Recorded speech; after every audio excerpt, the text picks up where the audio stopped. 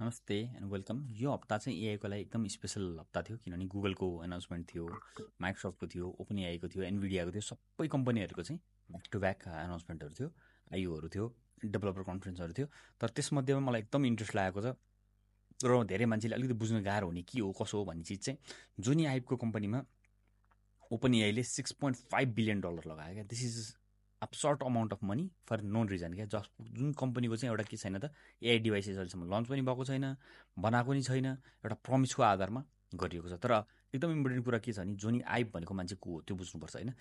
यो मान्छे यस्तो हो जसले चाहिँ आइफोन डिजाइन गरेको थियो होइन। IPhone is one of the product he has design होइन। He has design many of the things एप्पलमा। तपाईँलाई भन्नु पऱ्यो भने he has design iMac, iPods अझ स्पेसली एकदमै इम्पोर्टेन्ट पार्ट हो एप्पलको हिस्ट्रीको लागि, रिभोल्युसनको लागि। आइफोन अभियसली सबैले चिनिहालेछ, म्याकबुक एयर, आइप्याड हुनसक्छ, एप्पल वाच हुनसक्छ, एभ्रिथिङ, एयरपोर्ट समेत है। सो एभ्रिथिङ इन्डस्ट्रियल डिजाइनको लागि, इन्डस्ट्रीमा कसरी म्यानुफ्याक्चरिङ हुन्छ, कसरी सामानहरू बन्छ, एभ्रिथिङमा चाहिँ को मान्छेको हात छ त, जोनी आइबको हात छ। जोनी आइब भन्ने मान्छे चाहिँ एप्पलमा आएदेखि एप्पलको के भएको त, एकदम ड्रामाटिकली चेन्ज भएको। सो स्याम अल्टम्यान कस्तो मान्छे हो, ऊ 40 वर्षको मान्छे हो।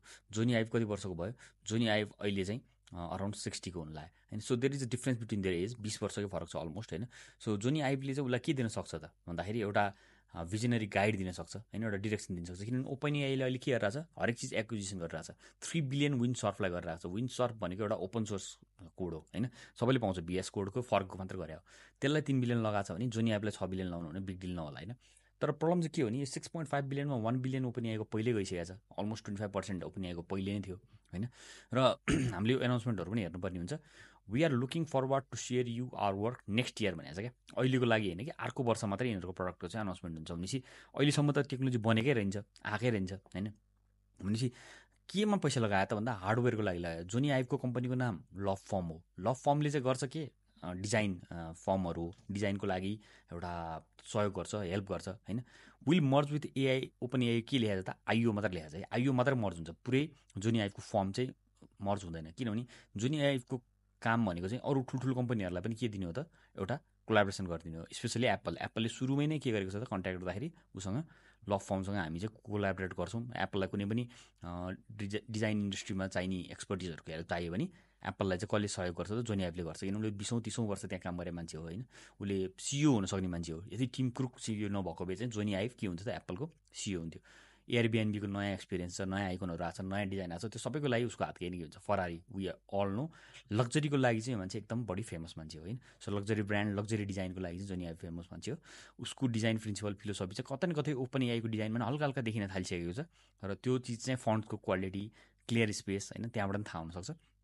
So is hit a billionaire भन्ने क्वेसन आउँछ, नो इज नट होइन, टेक्निकल्ली नट। बट 2025मा 700 मिलियन लेखेको छ। अब अहिलेको कम्पनी नै 6.5 बिलियन्समा गइसकेको छ भनेपछि मान्छे अभियसली बिलिनियर भइसक्यो लाटो हिसाबबाट पनि।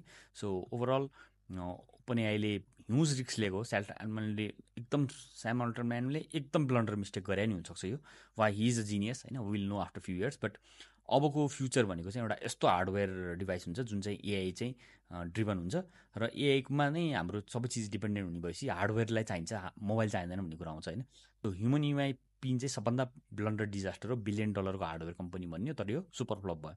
सो त्यहीँबाट हामीलाई थाहा हुन्छ कि हार्डवेयर बनाउनु कति गाह्रो छ होइन। एआईले हार्डवेयरलाई कसरी रिप्लेस गर्न सक्छ वा सक्दैन, फ्युचर के हुनेवाला छ होइन, चस्मा हुन्छ कि होइन, मेबी औँठी हुन्छ कि। So there are lots of things that has possibilities. अब के हुनेवाला छ, कस्तो हुनेवाला छ भन्ने कुरा चाहिँ यो दुईजनाको पार्टनरसिप चाहिँ इट्स अ बिग थिङ क्या। मैले भने होइन, ओपन एआई अलरेडी ओन्स 25%, 25% जस्तो 23 भने चाहिँ 25% अराउन्डमा एग्रिमेन्ट पहिल्यै उनीहरूको पहिल्यै थियो होइन। भनेपछि 5 बिलियन तिर्न मागी भए जस्तो कुरा मात्रै भयो क्या। Sir still it's a huge amount होइन। 23% लिनु र 100% लिनुमा नि धेरै फरक छ नि त।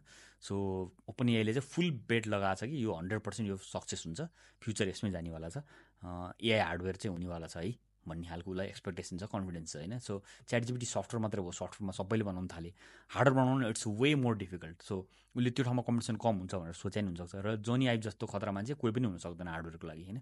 सो उसले बेस्ट मान्छे इन द इन्डस्ट्री छ नि। अब यो भिडियो तपाईँले हेर्नुभयो भने सुरुमा नै कसरी चाहिँ हामी Silicon Valley is a place where innovation happens होइन। San Francisco is a place where hardware फर्महरू खतरा खतरा थिए, त्यहाँ गएर नै हामीले यो बनाउनुपर्छ भन्ने टाइपको छ। यो फिलोसफी पछि कुरा होला।